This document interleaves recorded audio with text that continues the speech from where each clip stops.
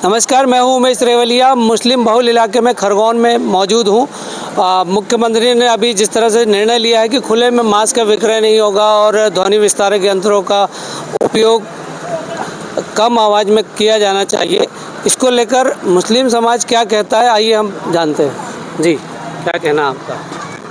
देखिए, मुख्यमंत्री जी को सबसे पहले तो मध्य प्रदेश के अंदर नए मुख्यमंत्री जी को मुबारकबाद देंगे और ये बात कहेंगे कि जो नियम और जो लागू किए जा रहे हैं ये ऑलरेडी पहले से कोर्ट का आदेश भी है, लेकिन यह है कि जो आपके नियम हैं वो मानने के लिए तैयार हैं सब लोग। ऑलरेडी नगर पालिका खरगोन ने पहले भी आपके आदेश आने से पहले भी नोटिस चंद लोगों को दिए हैं। ये जो खुले में जिस तरीके से बेतरतीब मांस बेचा जाता है उसके ऊपर एक आपत्ति लगाई जा रही है, तो अच्छा है, लेकिन गरीबों का, जो गरीब लोग धंधा कर रहे हैं, जो गरीब लोग कारोबार कर रहे हैं, उनको थोड़ा सा जो है सपोर्ट किया जाए, उनको व्यवस्थित बिठाने की भी फिक्र की जाए, उनको व्यवस्थित जगह पर बिठाया जाए जो कि वो अपना रोज़गार चलाएं, ना कि अपने रोज़गार से वो हाथ धोएं। आप क्या कहते हैं? सबसे पहले तो मैं नए मुख्यमंत्री साहब को बधाई देना चाहता हूं और उनसे उम्मीद करता हूं कि वो प्रदेश को एक नई दिशा देंगे। साथ में जो सर ने, जो मुख्यमंत्री साहब ने जो आदेश दिया है, ये तो 1915 से है, लेकिन लागू अभी हो रहा है, ये बहुत अच्छी बात है। लेकिन इस लागू करने के लिए जो जितने भी वेंडर हैं जो एक काम कर रहे हैं, खरगोन में करीब 40 दिए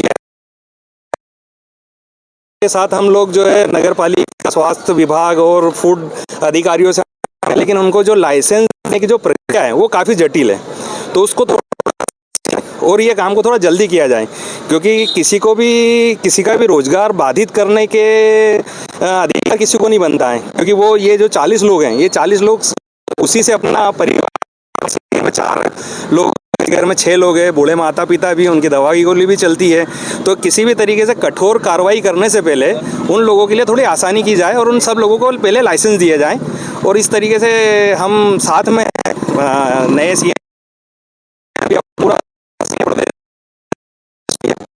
आप क्या कहते हैं? देखिए, पहले तो मैं बता दूं कि मैं युवक कांग्रेस का जिला प्रवक्ता हूं, तो पार्टी राजनीतिक रूप से देखा जाए तो हम विपक्षी लोग हैं, मगर डॉक्टर मोहन यादव जी हमारे प्रदेश के नए मुख्यमंत्री बने हैं।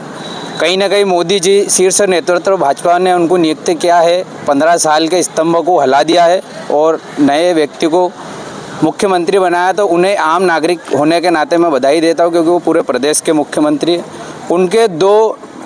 उनकी पहली कैबिनेट में तो बहुत सारे डिसीजन हुए हैं, मगर 2 जो मुख्य बिंदु है, एक ध्वनि विस्तारक वाला और एक जो मांस मछली वाला है, ये बहुत चर्चित आम जन में चल रहा है। आम जन में भय है, तो मैं आपके माध्यम से बता दूं कि हर सिक्के के 2 पहलू होते हैं।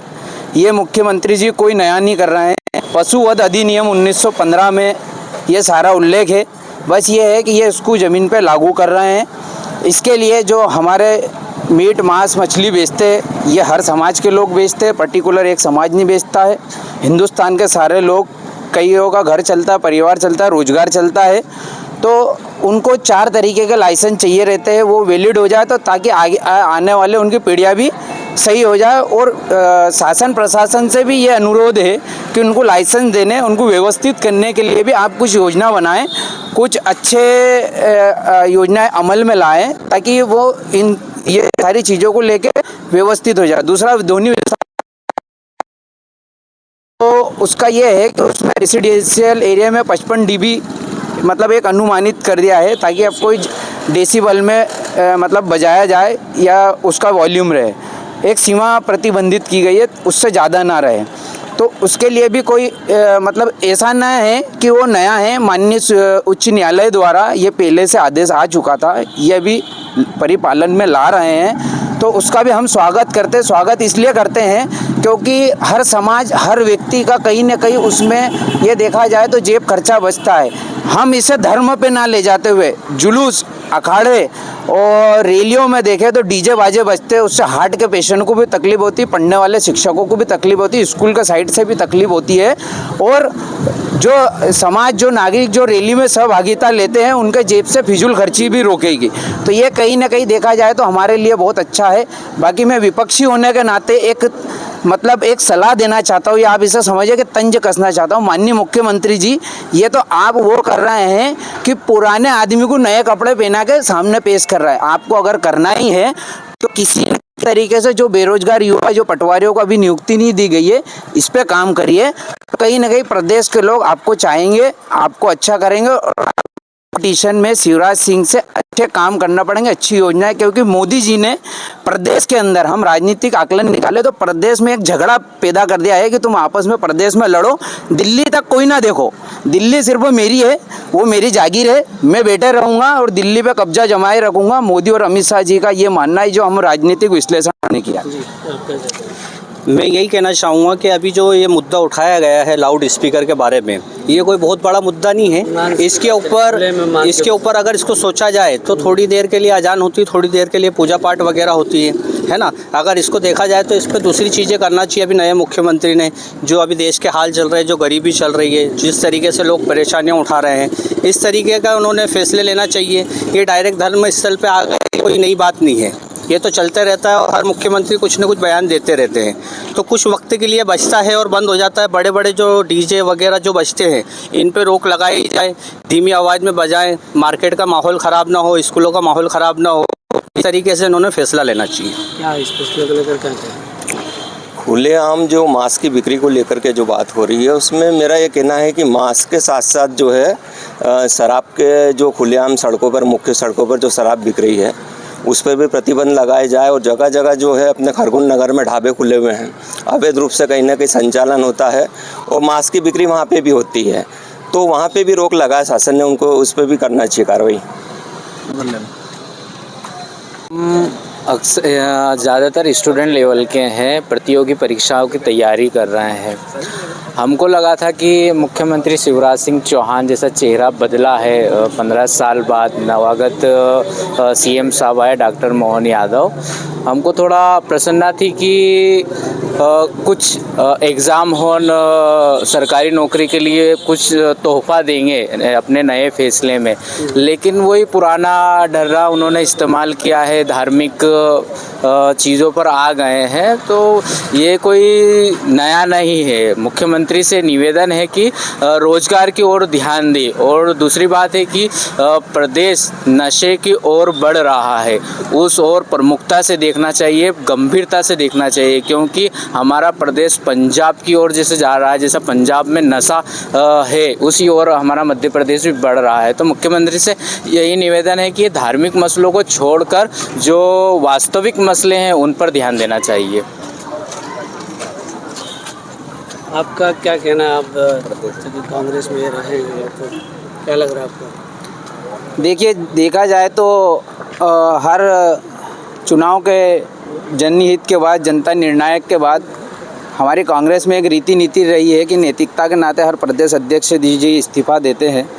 और अभी कहीं ना कहीं ऊपर ऐसी चर्चाएं चल रही है, तो आज ना कल हमारे माननीय कमलनाथ जी भी कहीं ना कहीं इस्तीफ़ा देंगे।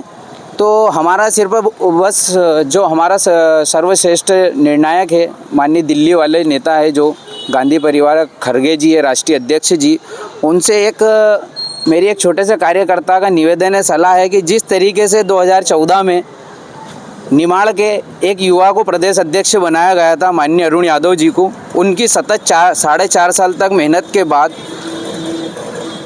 उनको हटाया और 6 महीने चुनाव को रह गए थे, तो कमलनाथ जी प्रदेश अध्यक्ष बने थे और उनकी मेहनत से कहीं ना कहीं प्रदेश में सरकार बनी थी।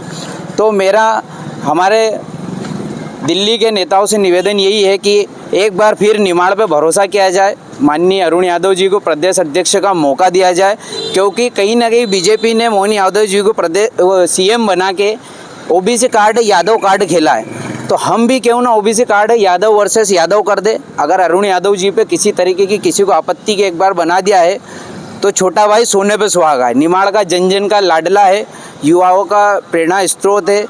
अगर उनको भी मौका दिया जाता है तो हमारा ये अनुमान है कि अगले 5 साल बाद 2028 में निश्चित रूप से कांग्रेस की सरकार बन रही है।